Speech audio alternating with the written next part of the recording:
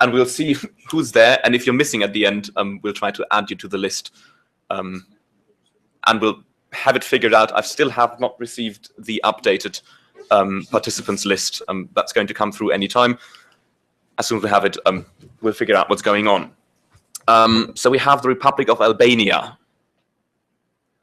That's a bad start. People's Republic of Bangladesh. Well, Kingdom of Belgium.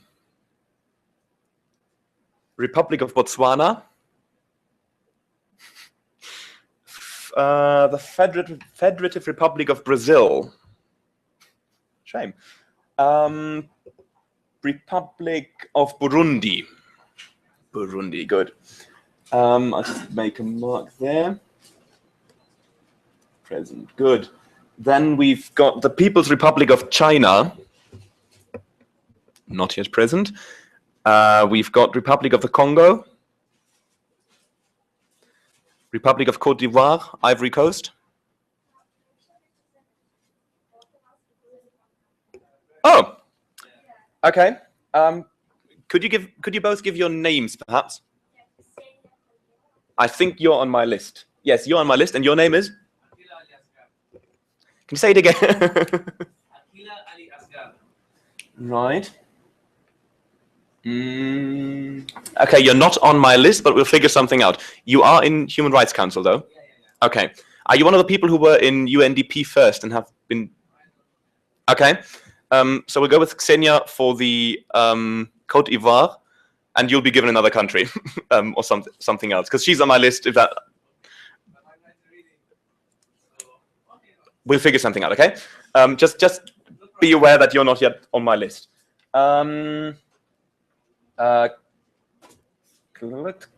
Republic of Croatia. No. Republic of Ecuador. The Arab Republic of Egypt. Is that Egypt? Lovely. Someone else. Republic of El Salvador. No. Georgia. Federal Republic of Germany. Republic of Ghana. Hungary. The Republic of India. Republic of Indonesia. Republic of Iraq. Ah, lovely. Oh, I made the mark wrong. Hang on. There we go. It's Iraq. Where are you? There you are. Japan. Japan. Perfect. The Kyrgyz Republic. You're over here, right? Yeah. Latvia is there as well. The Mongolia state. No. The Netherlands. The Federal Republic of Nigeria. Republic of Panama. Republic of Paraguay. That's embarrassing. Republic of the Philippines should not be there because she said she's ill. Okay, that's good. United Kingdom of Great Britain and Northern Ireland. United States of America? Okay. 1, 2, 3, 4, 5, 6, 7. So I've got 7 people noted down, and I've got some people who have not yet been called. Who hasn't been called but has a country allocation? So we've got, oh, Kazakhstan, obviously. I'll start with Guinea first, because you're... Guinea, Kazakhstan. We've got Côte d'Ivoire the second.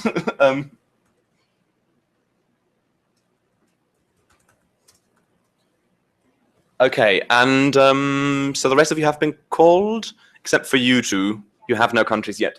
Okay. Right. I'll send a message to the Secretariat to help us sort out the stuff that's going on. Perhaps Côte d'Ivoire the second. Would you be willing to take the role of another African country? We've got Ghana and Congo still open, and they are... Huh? Congo and Ghana. So if you want to choose any of those, because they're in a similar region, so maybe your research isn't completely in vain. Is that okay for you? Yes. Okay. So let's choose Congo, fair enough. Okay. I'll put you in as Congo then. Just make sure. All those who have not been called, just make sure before we break for coffee that you come along and give me your contact details and stuff, so I know who you are and how to reach you and stuff like that. Okay. Guinea, Kazakhstan, and Cote d'Ivoire is sorted out. And we've got 2 more countries to give away. I'll quickly wait, though, for Secretariat's information, because maybe people are still coming who prepared for that country. So I'm not yet willing to give you anything and then have to relocate you again. Do you think you could reach someone from Secretariat and tell them that we're missing about 75% of delegates, and we've got some people who are not on my list but are here, and if someone could just come along, but I'll explain rules of procedure first. So whenever they have time, please come along. I'll keep you busy in them. Thank you. Okay. So that's obviously, it's the first time they have the conference here, so it's bound to be a bit chaotic. We just try to keep calm and continue, and we'll have it all sorted out. The good thing is, if we're that few people, and I'm quite sure there's not going to be 100 more, we've got more time, because fewer people means you can speak longer, and so everything's all right, and we're going to sort things out. I'll quickly say a few words, and when I say quickly and few, I probably mean I'm going to be talking for the next 15 minutes. Some of that will be important, some interesting, some neither important nor interesting. You'll have to decide which. I'll make sure I point out the most important things to you. First, about me. My name's Christian, as you all found out, probably in the emails. I'm going to be your chair for the next 3 days. I'm looking forward to it. It's my first time chairing, actually, so please excuse if anything is going even more chaotic than it's going normally. I'll try my best. If you have any questions, do approach me, or do email me, or do message me on Facebook, or just find any way of contacting me. I'll try to answer the questions as good as I can, and if I don't know, I'll tell you, and I'll send someone to get help, to get the cavalry in. That being said, there's a few things I'd like to point out first. First thing, if you look behind me, oh, you see me now, but generally you should be seeing you. That is because we are live streaming this committee session, and every committee session of this committee, online. And it's probably also going to be on YouTube later. Maybe, okay. It's certainly going to be online right now. If you want any details on how that's working out and where you can find the stream, you might want to turn to page 21 in your delegate's handbook. And at the very bottom, it says something about a website called G-Globol, on which they're streaming it. I haven't found it myself, but I got a message from a friend who said, I found the live stream, so apparently it's working. If your parents want to watch you giving debates all day long, well, tell them it's on G-Globol. So that's all the media and public services. If you want to see pictures the nice gentleman is taking, just follow on social media and whatever, and you'll be able to see you a million times there, I guess, because they're very, very busy taking pictures. That's the first thing. Second thing, on page 11, I'm sending you through the handbook, I know. On page 11, you'll find my contact details. If you, for whatever reason, have not yet got my email address, chair.unhrc.nueman2017@gmail.com, that should probably do the trick. Also, I still encourage all those who are not yet in the Facebook group to join. I know the new people won't have the link. If you give me your email address later, I'll make sure you get the link during the coffee break and can join then. And that's also a good way of keeping in contact and making announcements, whatever. Just all the ways of making things easier. It says in the handbook, and I'll be quoting a bit here, talking about electronic equipment. So you're not supposed to use cell phones and laptops during formal committee sessions. and that's a rule. Although if for whatever very important reason you feel you have to quickly check your phone and nobody notices, I'm not going to go around and look in your laps if you've got a phone there. I just trust that you're all grown-up people. The idea is just to make sure during formal committee sessions focuses on the people speaking and not on your phones. During informal sessions, we'll talk about that later, you're obviously allowed and free and more than welcome to use everything, as well as in breaks and so forth. So the idea is just to make sure that people are concentrating on speeches being given here or elsewhere. Also, they keep saying, you know, make sure you don't destroy anything, make sure you don't spill any drinks, any food that might drop. So if you get a burger from that lovely restaurant around the corner, which I'm not going to say because we're live streaming and I'm not trying to advertise here, but they've got a crown in their logo. Make sure the ketchup doesn't drop on the seats and stuff. You know, it's normal rules, I guess. Seating protocol. There's been a lottery, and surprisingly, Kazakhstan won. So Kazakhstan is supposed to be where Kyrgyzstan is right now. Stay seated there. We'll make sure we set things up for tomorrow. And from then, it's going to be in alphabetical order. So it's going to be Kazakhstan, Kyrgyzstan, Latvia, Nigeria, if they come, and so forth, all the way up to the United States of America. And then it's going to start with Albania all the way up to whoever is before Kazakhstan. We'll have that set up. That's just the way the UN sits in an alphabetical order. And we decided, or Secretariat decided, to start with Kazakhstan in every committee session. Kazakhstan is smiling. Obviously, that's a good place for you to sit. But that's going to be fine. That being said, for general things, any announcement or? Yeah. Okay, lovely. Some more things, and now that's the part that might be important for you, especially important. How is this conference going to, sorry, I mustn't lean back, they can't hear me anymore. How's this conference going to work? As you know, we've got 2 committee sessions this afternoon. We've got 4 sessions tomorrow on Thursday, and we've got another 2 sessions on Friday. Now it says committee session 7 and then plenary meeting of the General Assembly. That only applies to the main committees, that is DISEC, SOCHUM, and SPECPOL. So we are going to have an 8th meeting of our committee as a Security Council next door and so forth. That means we've got 8 meetings in total to get our stuff through. What does that mean? You've all received, apart from you two, I guess, the agenda for the meeting. Is there anyone who has not received the agenda? Please raise your hand now, except for you two. Okay, so you've all received the agenda. That's good. There's someone approaching. May I ask which country you are? May I ask which country you are? Yemen. That's another new country. And you are in UNHRC?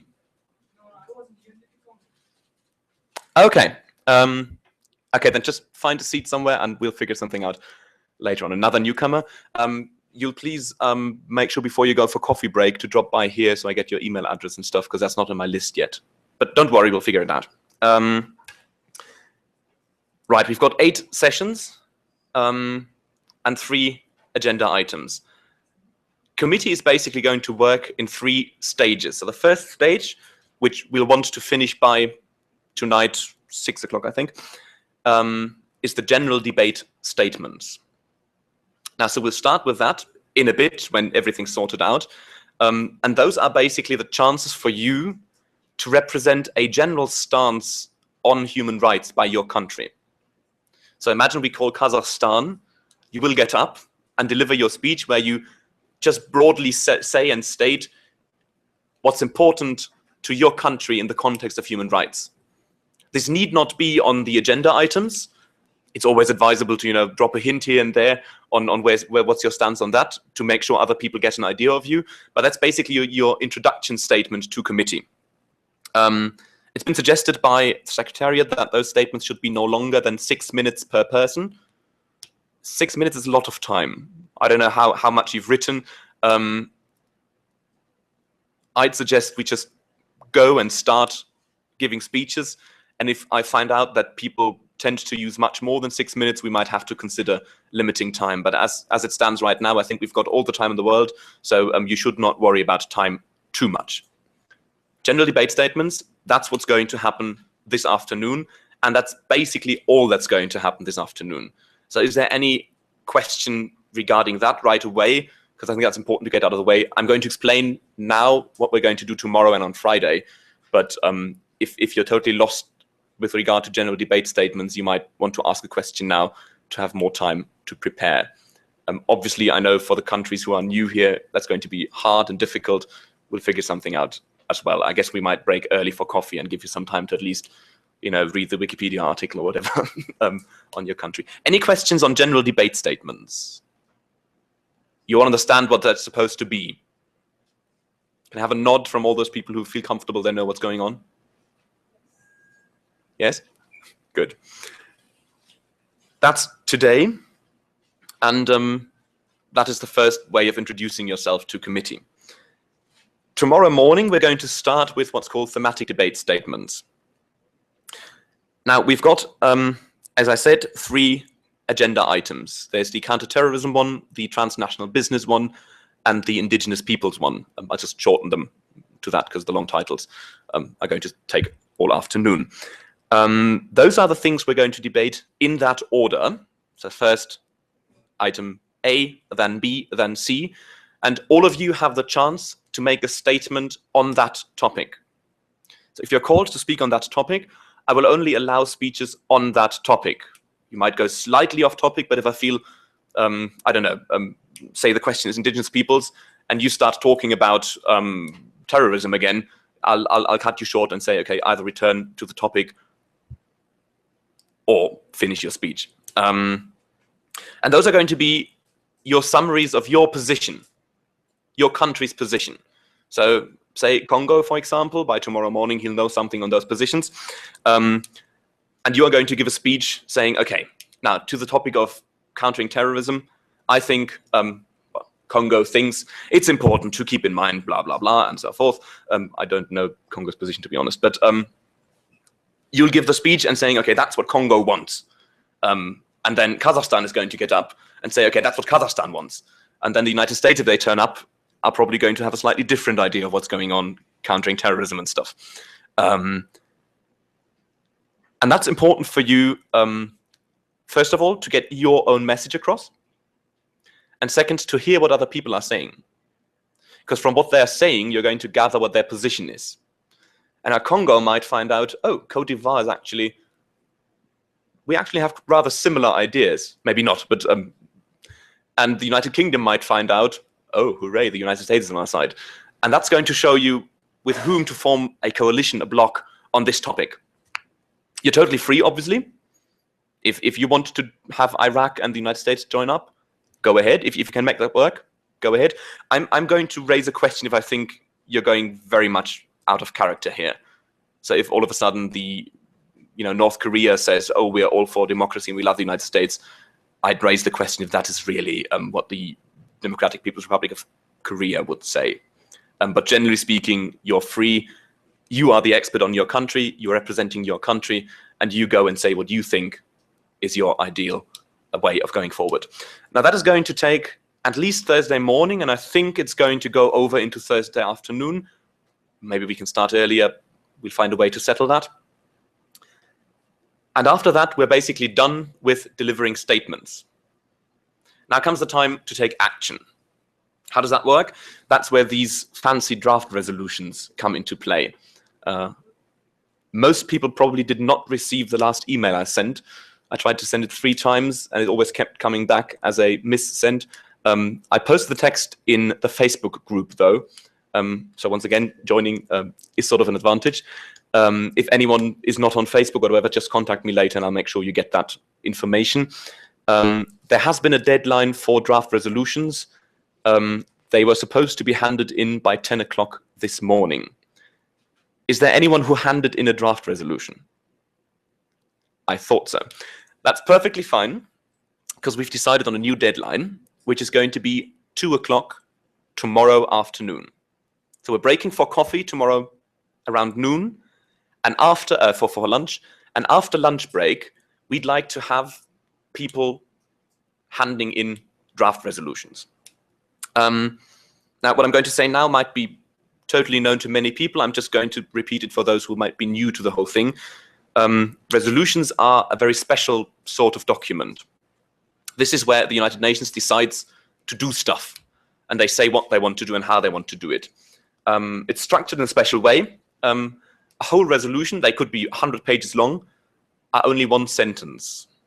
It starts, in our case, the Human Rights Council, comma, and then we've got sort of sub-clauses.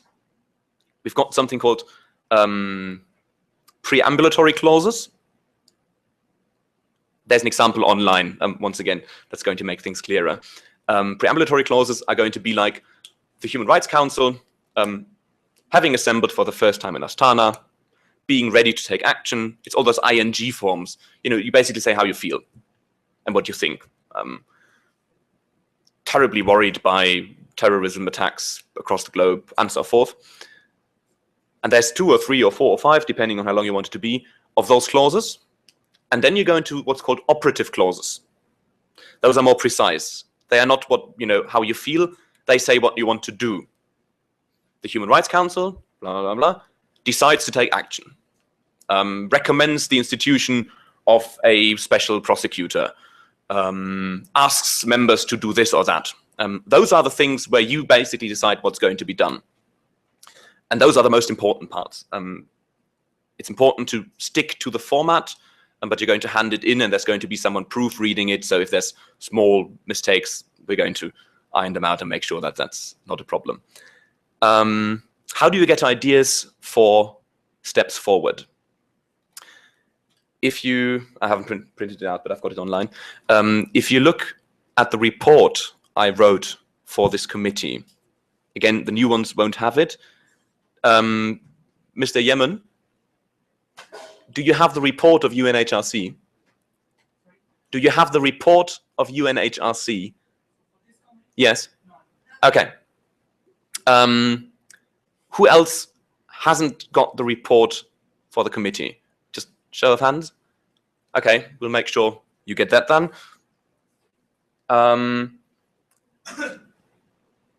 The rest has got reports, right? Okay. That should have been given to you long ago. That's basically a summary of what's going on. And at the end of each topic summary, I've compiled a list of every single UNHRC report and resolution on the topic.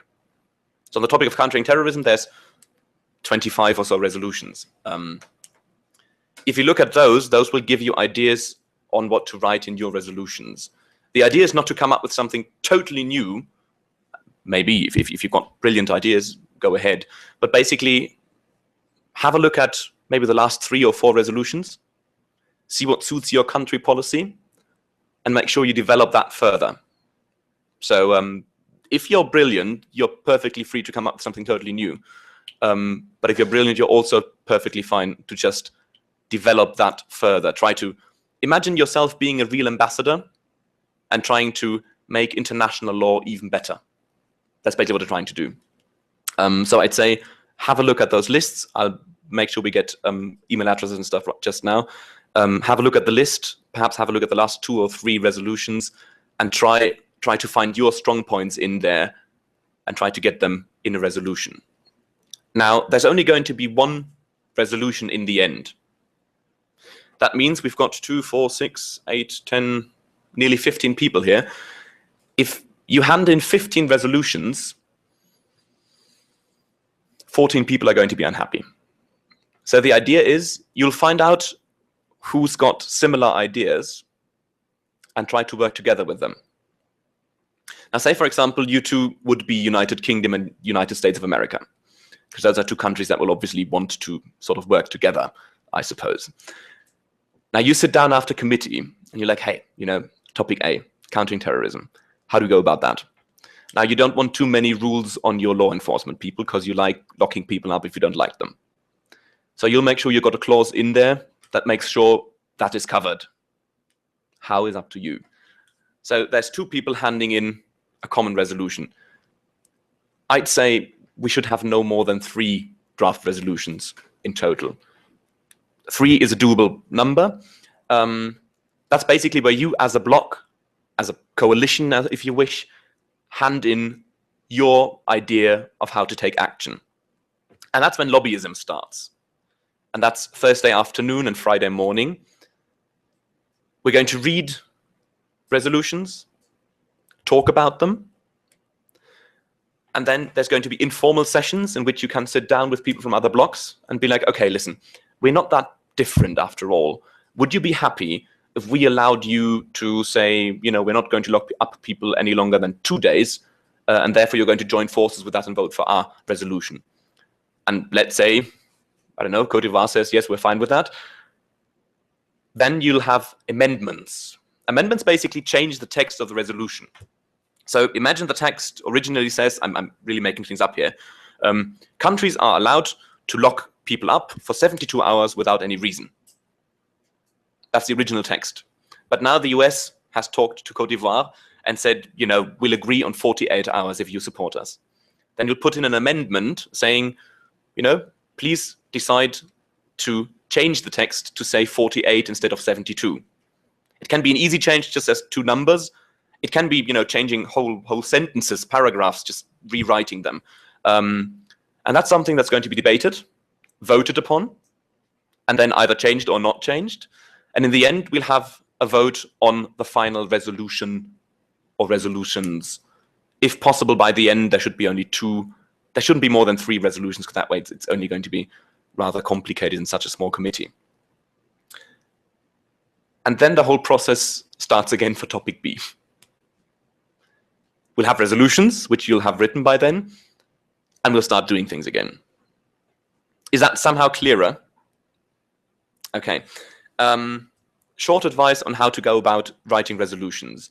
If you're not totally sure who you're going to team up with, I think the first step is sit down during coffee break, tonight or whenever, and think, what are the things you as a country, Japan, what do you want? Don't say it now, but think about it.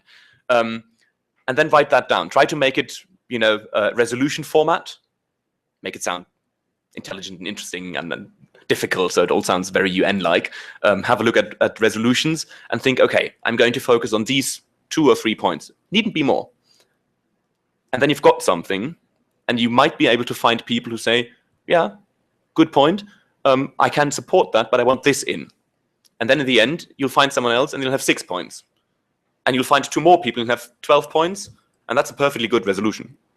And you can hand that in. So my suggestion would be, I can't force you to do that, but my suggestion would be, write your 2 or 3 points first, and then find people who agree and say, okay, let's merge that into one document, which you will then, and that's the important part, please send to the Secretariat and me.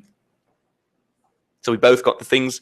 The earlier, even if you're just not sure if your resolution is good, if you've got something and you send it to me and I have the time, I'll read it and I'll answer and I'll say, okay, you know, that's the right way. Or I'll say, you know, maybe you might want to work on that a bit. I know some people handed in statements via email.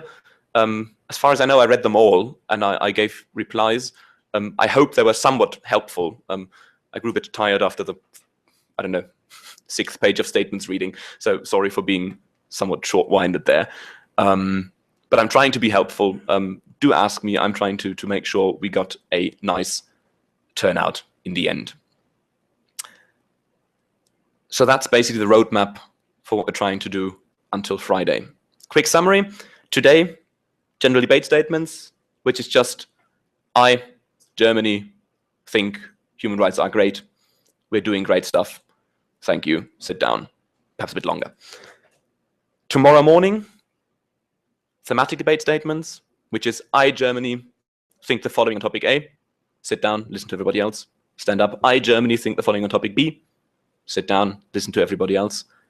I, Germany, think the following on topic C. Sit down and listen to everybody else.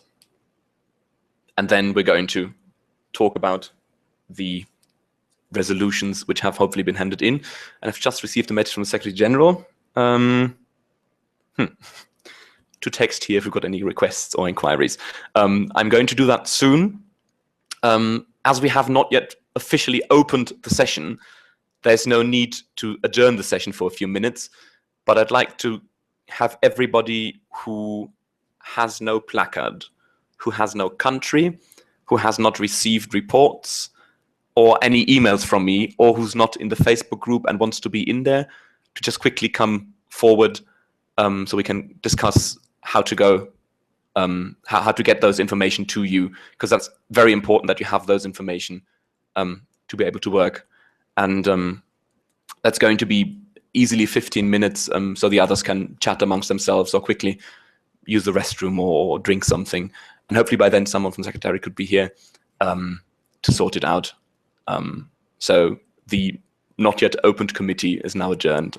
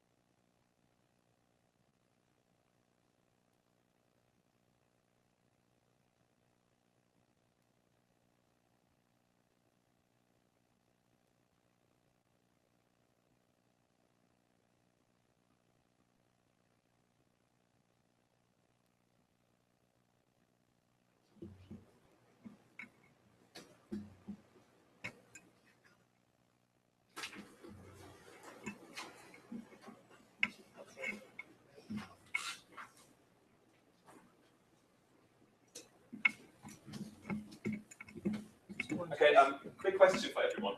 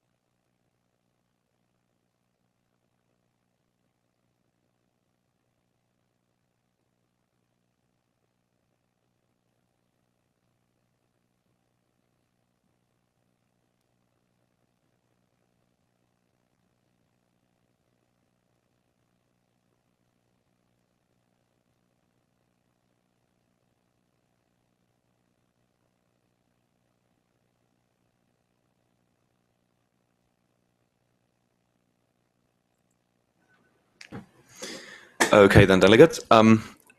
Seeing as it is 4:45, I guess we're still missing 2 or 3 people again, but we'll see how it goes. Could I please ask all of you to return to your placards, and only 1 or 2 people moving anyway, and make sure you're sort of occupying the first 3 or 4 rows and not too many in a row, because the person sitting in front of, yeah, exactly, you, I can't really see you, so if you want to move somewhere, at least in the middle, perfectly, yeah. No, her, yeah, that would be perfect, right. Just make sure you can see me, because if you can see me, I can see you. Now that we've sorted things out, I'm going to do another roll call, hopefully have more presents and fewer no-shows this time. And then we're going to start with the first round of general debate statements. Yay, exciting. And we're going to break for a shortened coffee break of 15 minutes in an hour. So at 17:45. So you don't go complete at 16:45. Sorry, stupid. So you don't go completely without coffee, but we are able to get some work done. So let's start with a roll call. I guess the first one is no-show again, but the Kingdom of Belgium, Republic of Burundi, present. Good. The Federative Republic of Brazil, People's Republic of China, Republic of Côte d'Ivoire, Arab Republic of Egypt, Georgia, the Federal Republic of Germany, the Republic of Indonesia, Republic of Iraq, Japan, the Kyrgyz Republic, Kyrgyzstan? Okay, Latvia, right, that was you. Republic of Panama, and the United States of America. And I'm informing people, we've got 2 observers permanently with us. We've got an observer from Amnesty International in the back, and we've got another observer from the Human Rights Watch. Welcome to our committee, and thanks for being here. So we've got 10 people in attendance right now, out of a total of 15 people who should attend. That's a 2/3 attendance rate, which means we are enough people to start a session, and we are enough people to hold decisions. 10 people, that means a majority would be 6, a 2/3 majority would be 7 people. So single majority 6, 2/3 majority 7, which will be interesting on Friday and Thursday when it comes to voting. And with that, I'm glad to say, finally, that this first session of the Human Rights Council is officially open. Thank you. Let's clap when it's finished. Now, as I said, the first thing on the agenda will be general debate statements. For that, I will be opening a speakers list, which basically means I'm going to ask countries who want to speak to please show up, raise their placard, and I'm going to call you in a random number, which means I'm going to jump across. And that is the number in which you can then prepare to be giving your speeches later on. I still afford those 4 countries who've been given their assignments just now the right to reserve the last spots for them, so they can still prepare a bit more on their speeches. So I'd be absolutely grateful if anyone who's very well prepared would be willing to jump into the cold water and give the first speech. I'll ask for people wishing to be added to the general speakers list. Just now, please raise your placard. I'll then call you, and I'll then give a very quick statement first on the state of human rights. If you can raise it in a manner that I can see it, that would be perfect. So are there people wishing to be added to the speakers list. You can only speak if you are on the speakers list. Once that is exhausted, we'll consider the general debate statement phase to be over and move into thematic debate statements right away. So any nations wishing to be added? We've got Latvia. Anyone else? You should all raise your placards now, slowly but surely, because you will all want to give a speech. We've got Latvia. I know that Japan prepared a general debate statement because I read it, and I think it was quite good, as far as I remember. Japan wants to speak as well. Good. Anyone else? I'd like to have at least 5 speakers for now, if that's possible. Okay, no more countries wishing. Oh, if you turn it a bit, Egypt, thank you. Now you can always be added to the general speakers list again. I'll quickly explain. You're only allowed to be on there once. So you can't, Latvia can't show up and say, oh, I'll show up again to be the 4th speaker again. You can only be there once every turn, but as soon as you're not on the list anymore, you could potentially ask to be added to the speakers list again. You can send a note to the chair. Also, at all times, you can send me notes. You've got your notepads there. If there's anything you need to discuss, send me a note. I can read that whenever I have time. Hand it to me or hand it to others.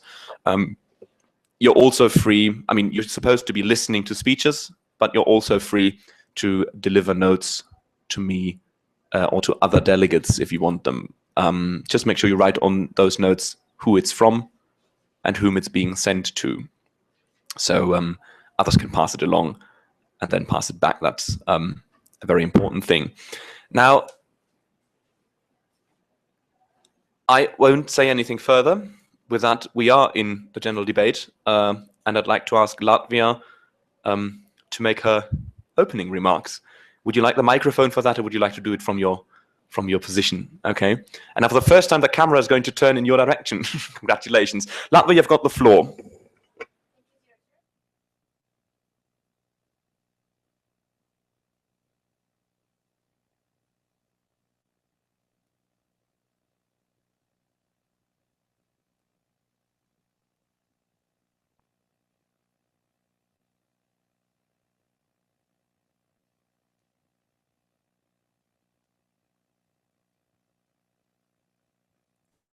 Hang on a second. I think it might be helpful if we got the microphone working. We'll quickly set it up that one and try if that works, and then you can speak in the microphone. Because then I'll get it down there if that's okay for you. Just give me a second. Can you hear me as well? Yeah, you can. Good.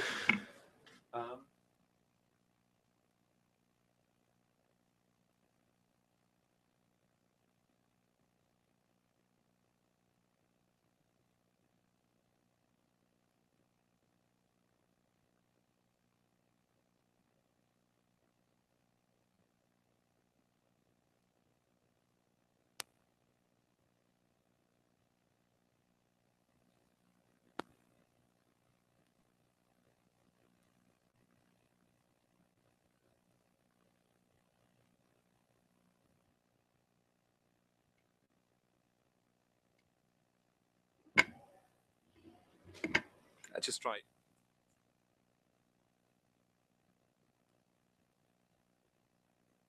Like this? Yeah. Okay, so I would also like to mention that cycle of the UN Universal Periodic Review has received a positive evaluation from UN member states on achievement in the field of human rights. Latvia undertakes to continue with measurements to promote progress in the field of human rights, including prevention of discrimination, upholding women's rights and the rights of people with disabilities, engage in the fight against xenophobia, racism, and also promotion of tolerance and integration of minorities. So this was our general situation with human rights. Thank you for attention. Thank you very much, Latvia. Japan, you have. Please don't clap after every speech, but thank you anyway. Japan, you have the floor. If you would like to make your way to the microphone as well, if that's possible. It's not optimal, I know, but we'll try to figure out a way for tomorrow.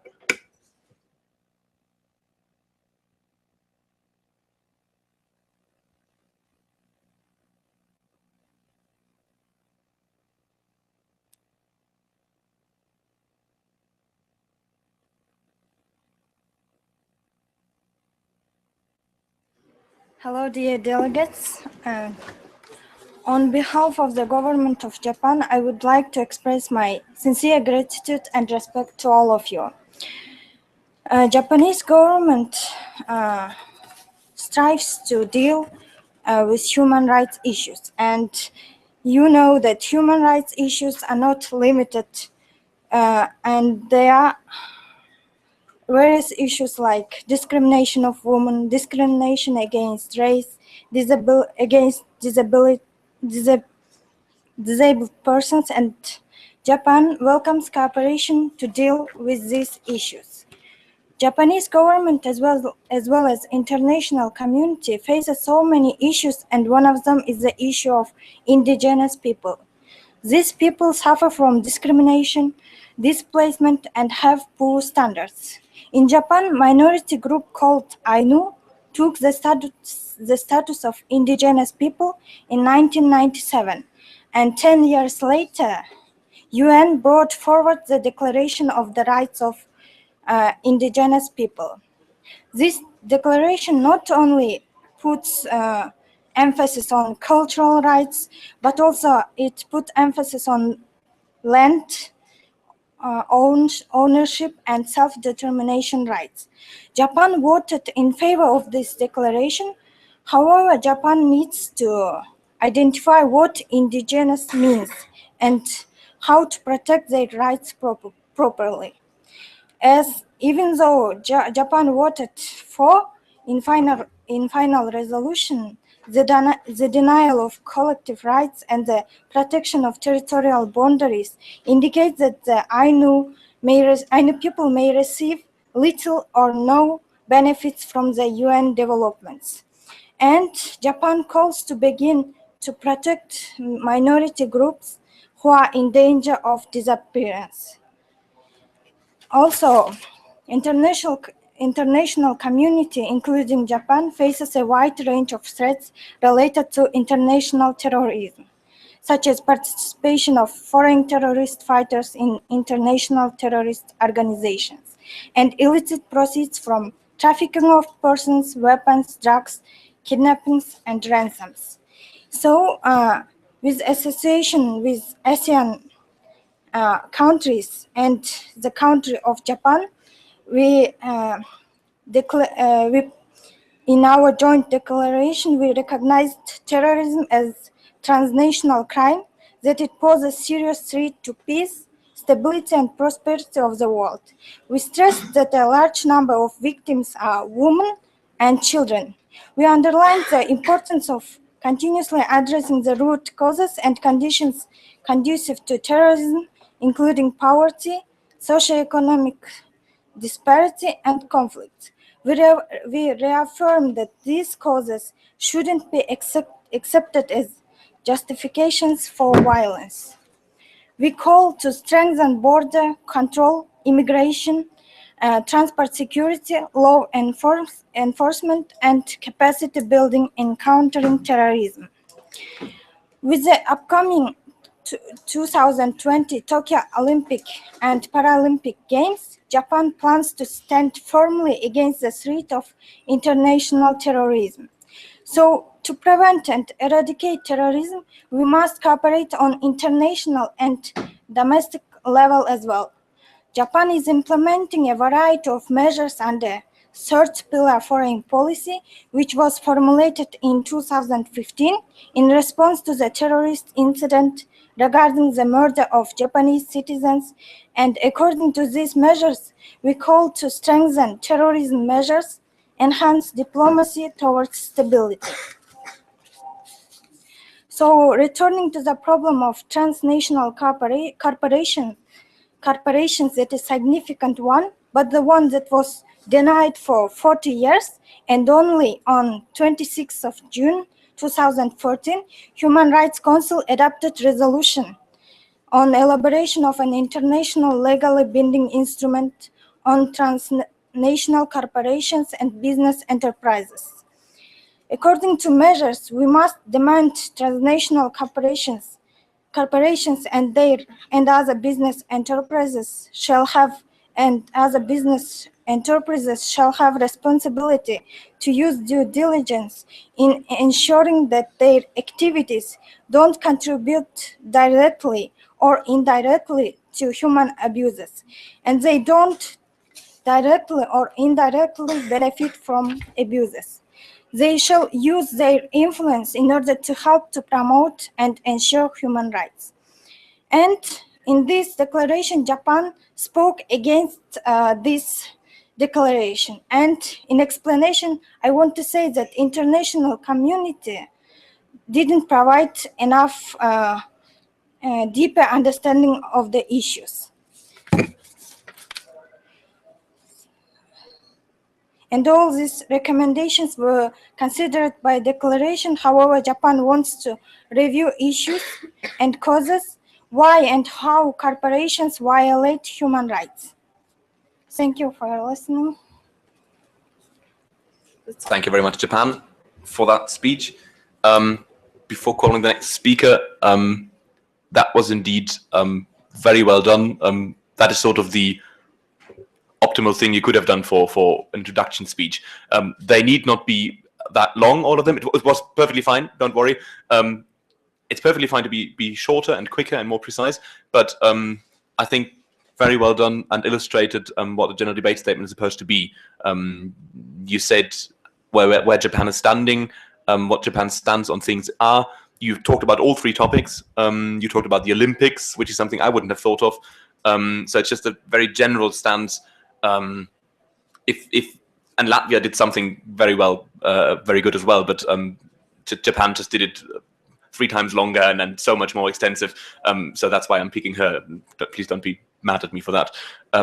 Very well done. So that is something we'd be striving towards. As I said, it doesn't have to be 5 minutes long every time. If you just give a minute statement, that's perfectly fine. But thank you very much. Before I call Egypt, are there any others wishing to be added to the speakers list? It only contains Egypt at the moment. Burundi would like to be added. I've got Burundi. Anyone else to be added to the speakers list?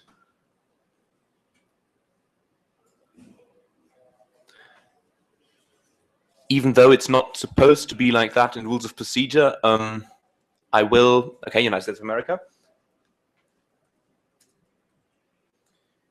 I will even allow countries who have already spoken to speak again if they want to, even make shorter statements, question Japan on something they just said or whatever, just to get debate going here. But for now, let us hear from Egypt. Egypt, you have the floor.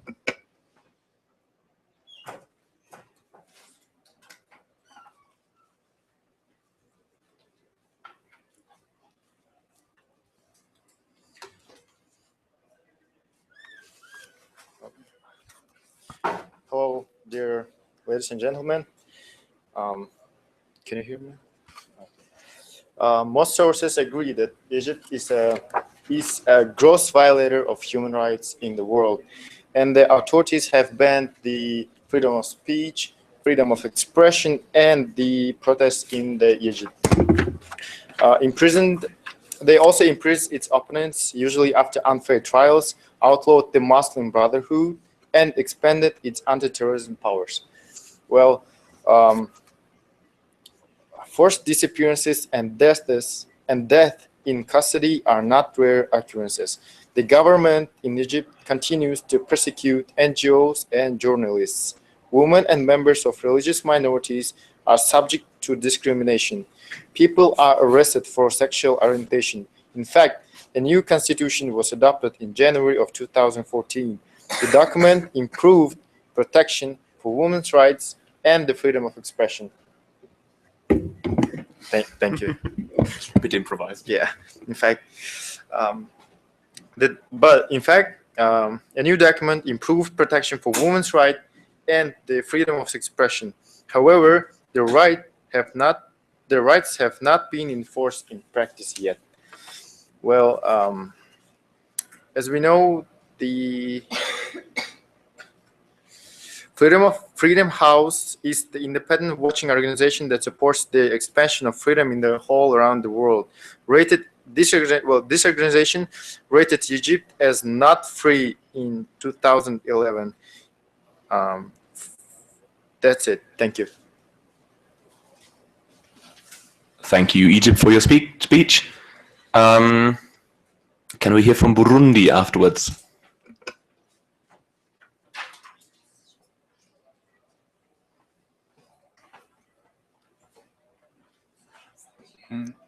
Good afternoon, dear delegates, chairman, and staff. My country is Burundi. It's a country in Eastern Africa and one of the most poorest states in the world.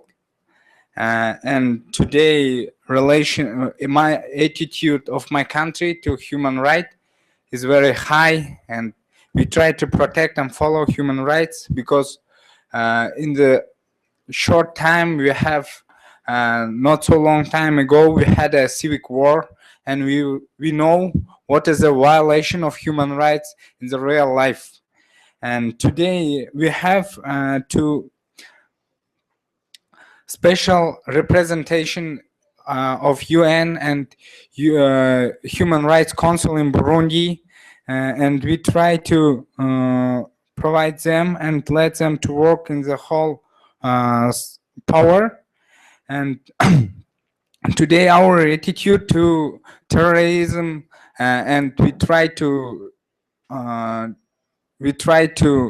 delete it from our country, and we try that to protect our human rights of our civilians in our country against terrorism. And we know that it's very important for us because today we can get one more civic war if the terrorist groups will implement our ideology to our society.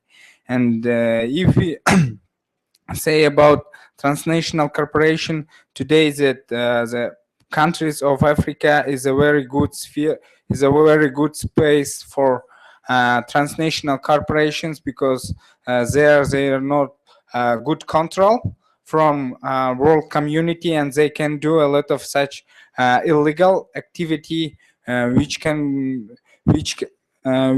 be a little bit against the human rights. And today my country try to promote and follow human rights. It's a most important, because today some mass media try to show that our government is against it. Thank you. Thank you very much, Burundi. United States of America, you have the floor.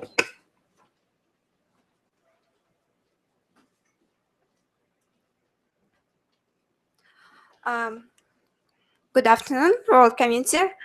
That's the United States of America. That the protection of fundamental human rights was the foundation stone in the establishment of the U.S. over 200 years ago. Since then, a central goal of the U.S. foreign policy has been the promotion of respect for human rights as embodied in the Universal Declaration of Human Rights. The United States understands that the existence of human rights helps secure the peace, deter aggression, promote the rule of law, combat crime and corruption, strengthen democracies, and prevent humanitarian crises. And that United States of America recognize the of indigenous people rights of self-determination, and we have organization that's it's a OAS. This organization there in the world today, the 35 of members of this organization, and we promote and affirm the rights of self-determination, rights to education, health, culture, lands, and territories of indigenous people. And United States of America, as the first countries which faced with a terroristic attack in 11th September, that we are and United States as the first country with success is struggling against the terroristic group as Al Qaeda. We asked the world community to recognize the rights of indigenous people, struggle against terrorism together. US and US open to the cooperate with another countries, and we are open to help to another countries to promote to strengthen their democracy. That's all. Thank you very much to the delegate of the United States of America. Before I'll ask other nations wishing to speak, I've just received word that we have in fact received a short statement by the Foreign Minister of the United Kingdom of Great Britain and Northern Ireland, whose delegate cannot be here due to the recent terror attack in Manchester. There's some memorial service happening or whatever. That's why those people cannot be here. They are busy elsewhere. But I've received a statement from the Foreign and Commonwealth Office, signed by the Foreign Secretary, which I've been asked to read on behalf of the United Kingdom as an opening statement in this general debate.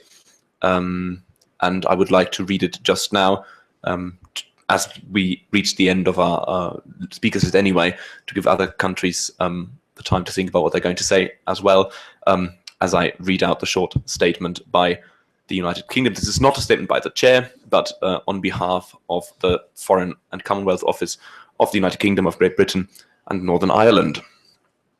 Distinguished members of the Human Rights Council, my apologies for not being able to attend in person today's session at Astana.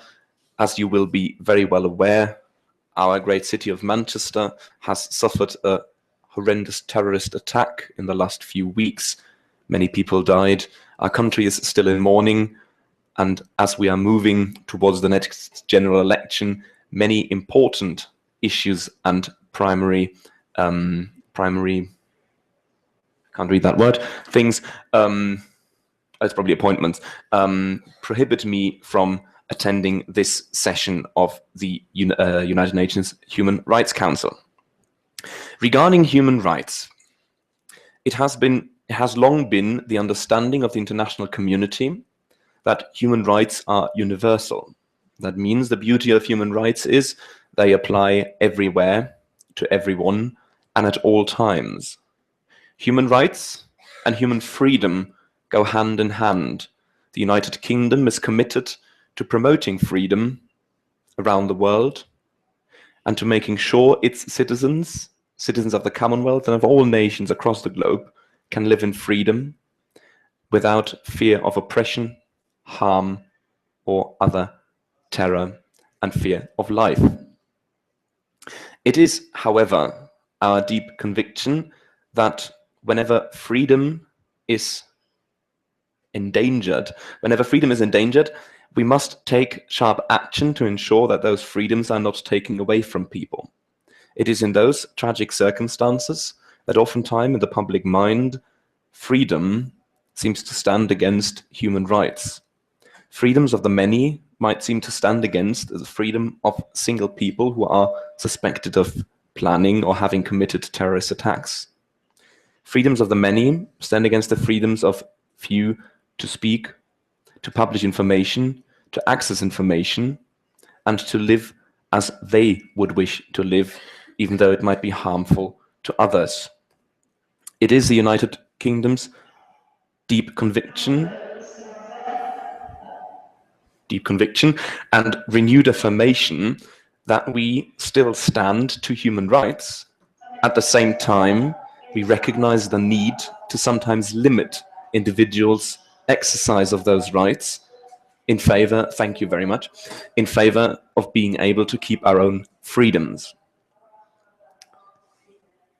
This has become especially clear over the course of the last weeks, as the concert in Manchester was attacked by a coward in a cowardice act, killing many people, many of them young people and children, innocent, who were only there to celebrate their lives and have an interesting and lovely evening. We believe that it is important to uphold people's freedom And as strange as it might sound, sometimes you have to limit people's freedom to uphold people's freedom. Secondly, and further to the topic of international businesses, seems to be topic B now, we believe that the international world order we have right now, one of cooperation, one of peace, one of fruitful debate, and fruitful intertwinedness, is one that has been brought about by international economic cooperation. Transnational businesses are an important partner as recognized in the United Nations Sustainable Development Goals in the section for partners. There's a footnote here, but I can't see that right now.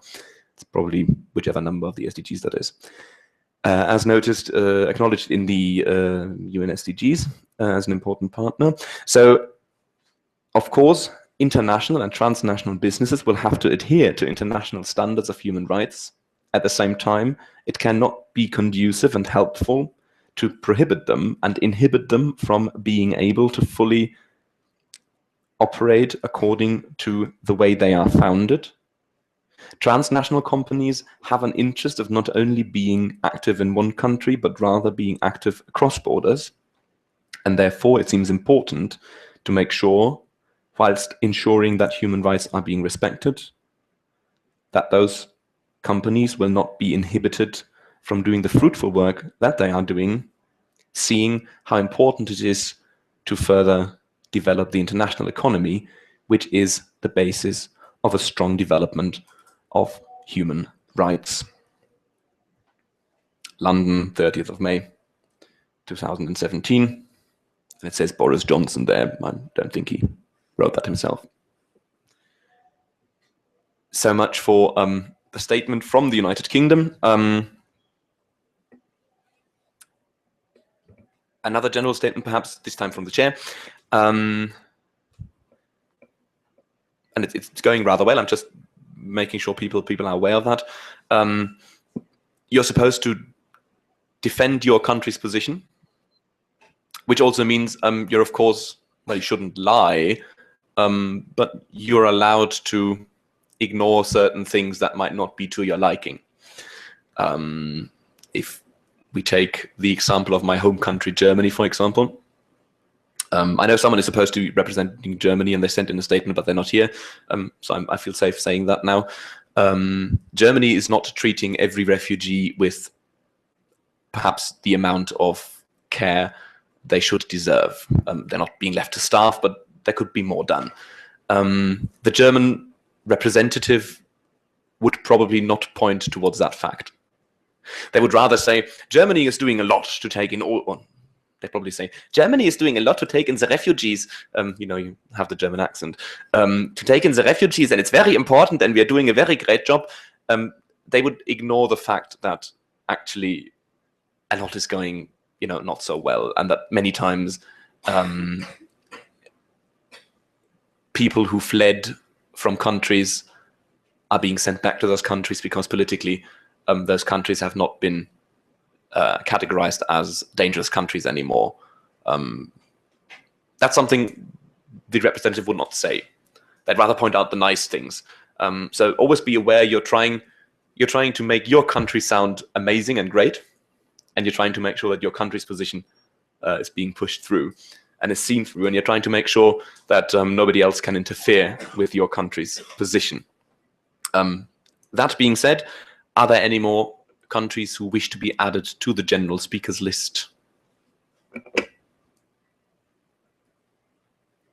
I'd quite like to hear at least a single speech from every country today, just to get an idea of where we're standing, if that's possible. If not, I'll, as I said, okay, Georgia, and we'll try to find some more countries wishing to speak the other way around, but I know you're Cote d'Ivoire now.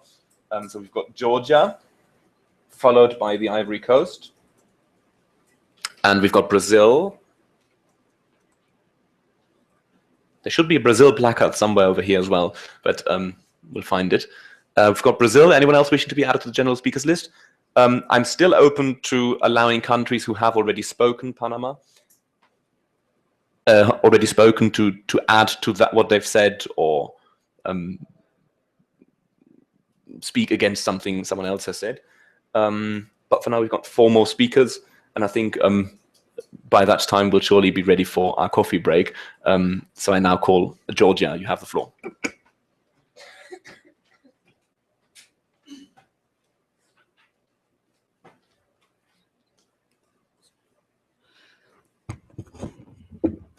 Honorable Chair, distinguished delegates, thank you for recognizing me to speak in front of you. So, human rights in Georgia. Human rights in Georgia are granted by the country's constitution. This is the independent human rights public defender elected by the parliament to ensure such rights are enforced.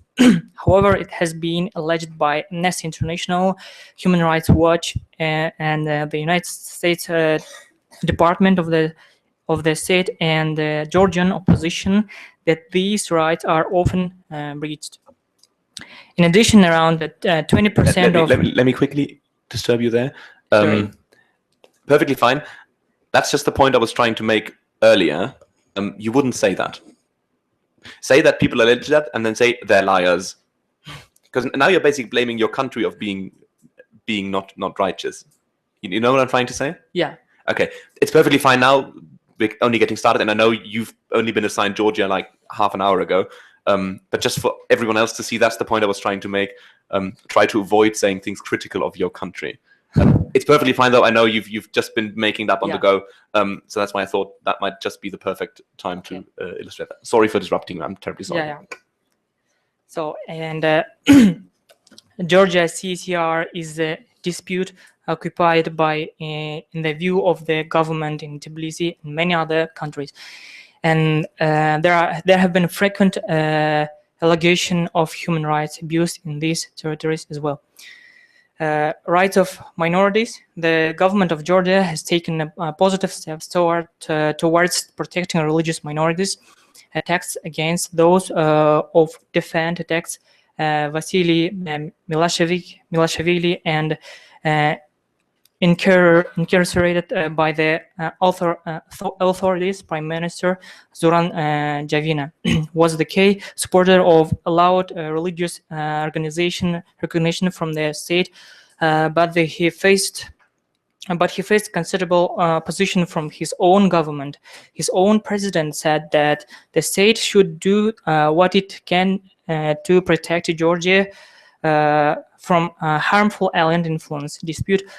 Despite reforms allowing minority churches to register themselves in 2005, the Georgian Orthodox Church has the considerable monopoly in Georgia. While minority groups find it hard to even build peace of worship. In 2002, conducted between the GOC and the Georgian government is still in peace, which grants to Georgia Orthodox Church privileged status in Georgia and endows it with the authority over the religious matters. So in today's conference, Georgia will try to cooperate with other countries on agendas which will be discussed tomorrow and during the 2 days. Thank you for your attention. Thank you very much, Georgia. And especially well done for that last sentence. I think it's always good to tell people that you're open and willing to cooperate with others. Well done for that. Thank you. The Ivory Coast has the floor.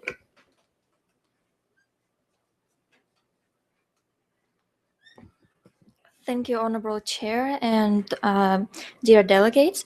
Côte d'Ivoire is a democratic republic ruled by a freely elected government. Country had its presidential elections in 2015, and observers stated that it was fair and free. However, Côte d'Ivoire political stability and economic growth have provided some improvements in the rule of law and the fulfillment of economic and social rights. But our government has made little progress in addressing human rights issues on the route of over a decade of political violence. Due to that fact, the former president Laurent Gbagbo was on trial of the International Criminal Court for the crimes committed during 2010 And the most serious human rights problems were security force abuses and the government inability to enforce the rule of law.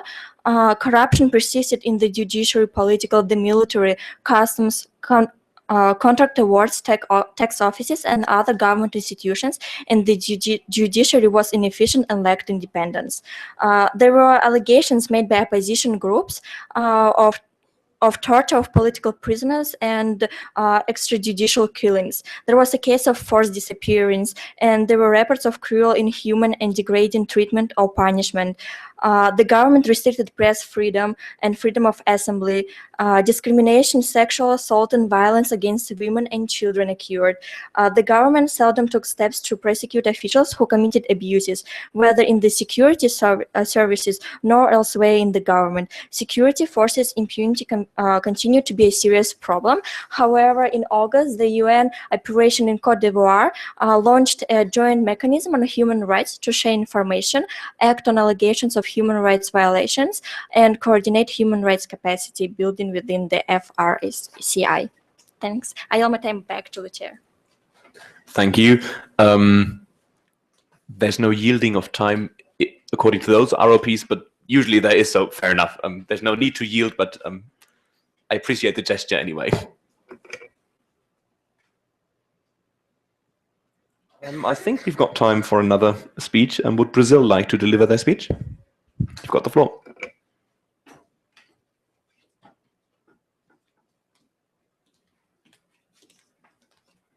Dear Chairman and all delegates, the delegation of Brazil expresses its honor to be here and to represent interests of our country. Even though there is a representative of UNHCR in Brazil, there are problems regarding the issue of human rights and their violation. That's why today we would love to show and tell our position.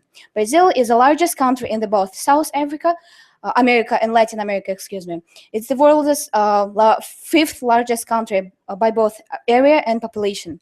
If we consider the population itself, so based on the national research by household sample in Brazil, there are 48% white people, 44 mixed races, 7% Negroes. We also have Asians as well as indigenous people. That's why today's presence of the delegation of Brazil at the UNHCR is very important, because discussing the issue of human rights means no ignorance, but attention and cooperation with other countries. So that in many countries, including Brazil, women and children tend to suffer more from violence because of their position due to gender discrimination, for instance, if to be specific. In Brazil, irrational discrimination is often the cause of violence and violence itself is as well. Therefore, women who are discriminated against on the basis of races and gender are violated doubly more. Also, among of the mentioned population groups, the delegation of Brazil wants to stress out a very vulnerable group, that is refugees. Just to show the situation from the international view, the Amnesty International report on human rights for 2016 has made many claims on the situations in today's Brazil. The death of young black men, police abuse, lack of transparency, and the violations of defenders of human rights, especially in rural areas, are signs of the legal situation in Brazil over the past 30 years. So that according to the executive director of the Amnesty International in Brazil, the country lives in a situation of constant human rights violations. That's why today on our sessions, the delegation of Brazil looks forward to a productive and cooperative work on the issue of human rights. Thank you. Thank you very much for your speech, Brazil. We still have time. So Panama, would you like to deliver your speech? Panama?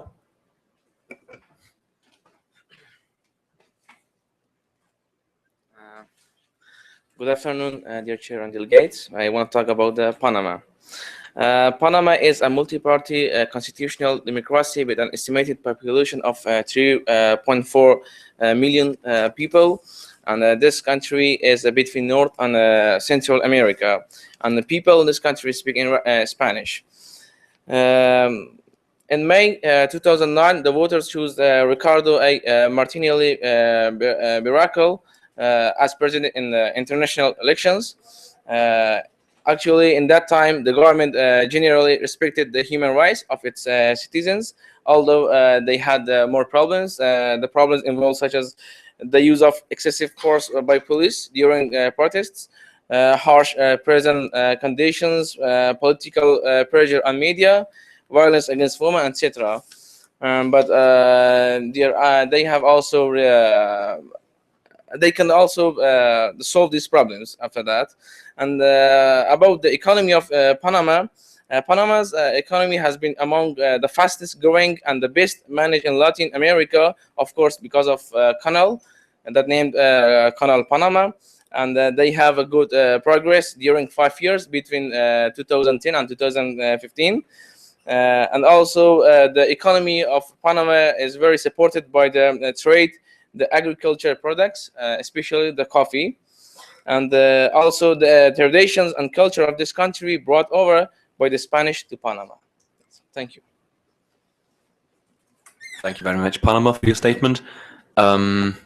We've heard 9 statements, and we've got 10 countries in total. I think Iraq is still missing, is the one who has not yet given a statement. I'd love to finish statements before the coffee break. Would you be prepared to give just a short statement?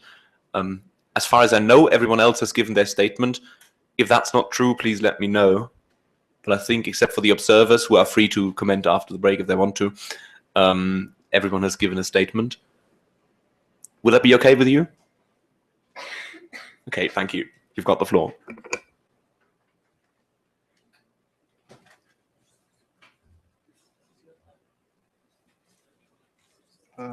Good afternoon. Iraq is a country in Western Asia. The capital and largest city is Baghdad. Human Rights Council Iraq, the United Nations Human Rights Council has missed a key opportunity to address war crimes and right abuses by all sides to the conflict in Iraq. The Council adopted a resolution on the Iraq conflict by consensus on March 27, 2015, that denounces atrocity by the extremist group Islamic State, but failed to condemn the abuses by militias, volunteers, fighters, and Iraqi force. Thank you. Thank you very much, Iraq, for your statement. With that, if not Human Rights Watch or Amnesty International immediately want to jump to the microphone and say a few words, I would say we break early for the coffee break and meet again. I would suggest we break early for the coffee break to meet again at 5 o'clock. However, as this is now an official meeting and a session, I would need a delegate putting a motion to adjourn the meeting until 5 o'clock. Is there any such motion? Just raise your placard and say motion to adjourn until 5 o'clock. Someone, please. Côte d'Ivoire.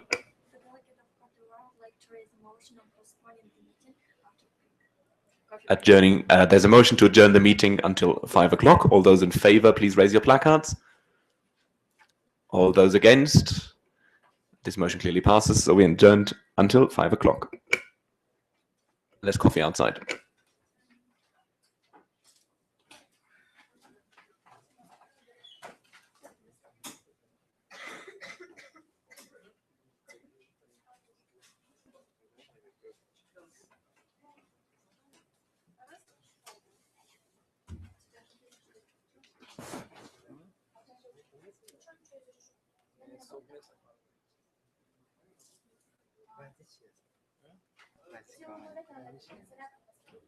همه چیزا رو اینترنت از ایموشنال میگن بحث میکنه